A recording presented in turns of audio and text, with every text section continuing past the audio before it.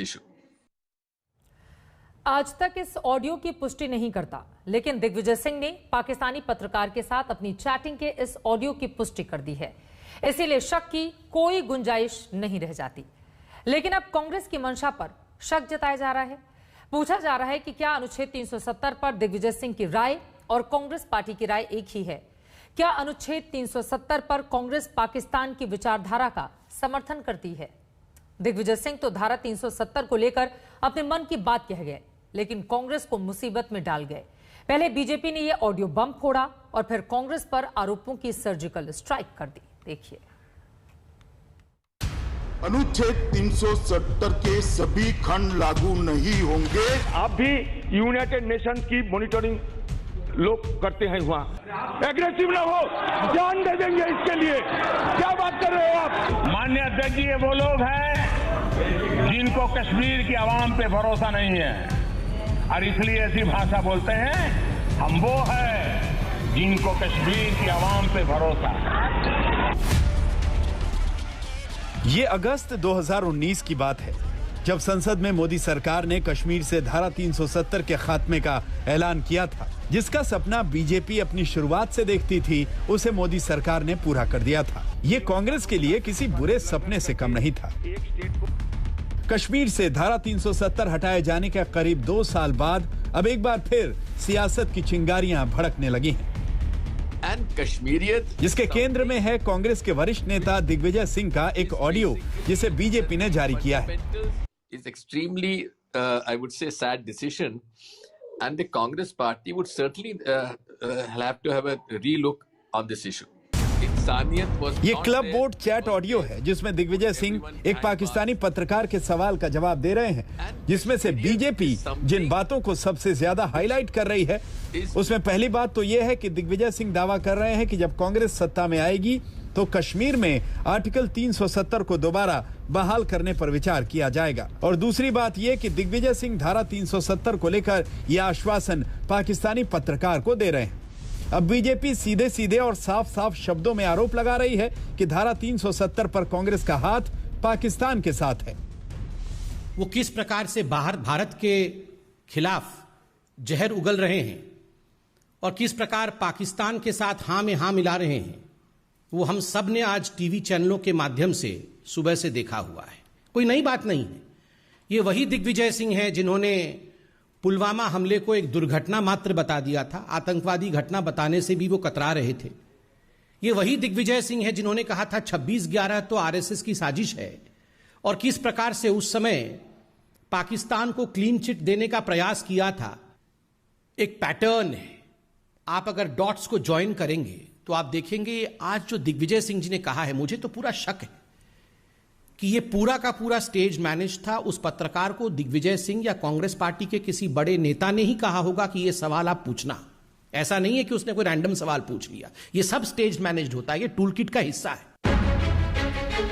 दिग्विजय सिंह की club board chat को हथियार बनाकर बीजेपी ने कांग्रेस पर सर्जिकल स्ट्राइक कर दी। गिरिराज सिंह ने कहा, पाकिस्तान ही कांग्रेस का पहला प्यार है और कांग्रेस ही पाकिस्तान को हथियाने में मदद करेगी। किरण रिजिजू ने कहा कि भारत की छवि को नष्ट करने और भारतीय सेना का उपहास करने के लिए पाकिस्तान और कांग्रेस के विचार समान हैं।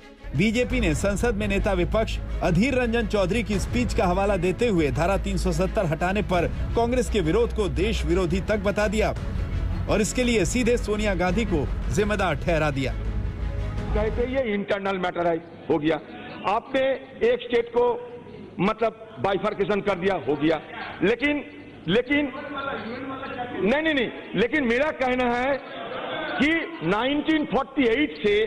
1948 में जहां यूनाइटेड नेशंस की मॉनिटरिंग हो रहे हैं, वो क्या इंटरनल मामला है? नंबर 1। शिमला एग्रीमेंट, लाहौर समझौता हम लोग किए थे, वो क्या इंटरनल मामला थे? ये बायलैटरल। कुछ दिन पहले जयशंकर जी पोम्पियो जी को कहा कि ये हमारा बायलैटरल मामला है, आप इसमें दखल अंदाज मत करो। तो फिर उसके बाद भी क्या जम्मू कश्मीर इंटरनल मामला हो सकता है? ये तरह तरह की बात है। जब मैं जम्मू और कश्मीर बोलता हूं तो पीओ को इसके अंदर ही आता है। एक सेकंड भाई, सुनिए तो आप मुझे बोलने नहीं देंगे। आप मैं स्पष्ट करता हूं, माननीय मंत्री जी please.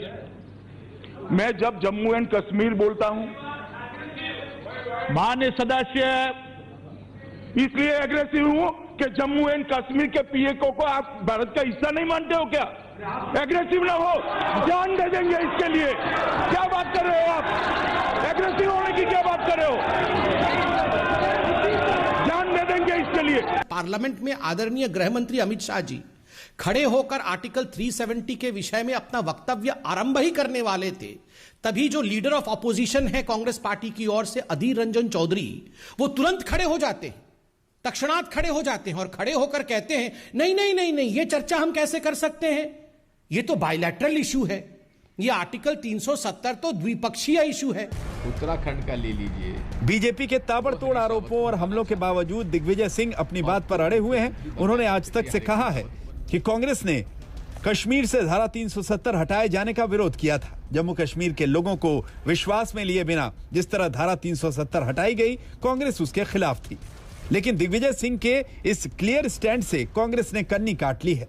Digvijay Singh vote club chat में पाकिस्तानी पत्रकार को जो आश्वासन दे रहे हैं, वो कांग्रेस पार्टी का नहीं बल्कि दिग्विजय सिंह की निजी सोच है। कांग्रेस की बातों से ऐसा ही लगता है।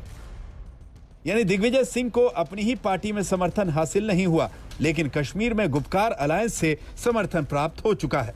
फारूक अब्दुल्ला ने तो दिग्विजय सिंह को बधाई भी दी है। And I'm very grateful to Digvijay Singh ji.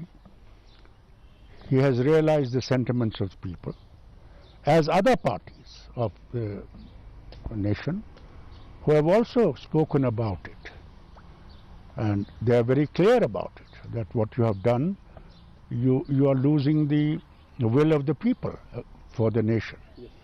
And I think he has done well, and I welcome it heartily, and I hope that the present government will look into this again and try and win the heart of the people of the state.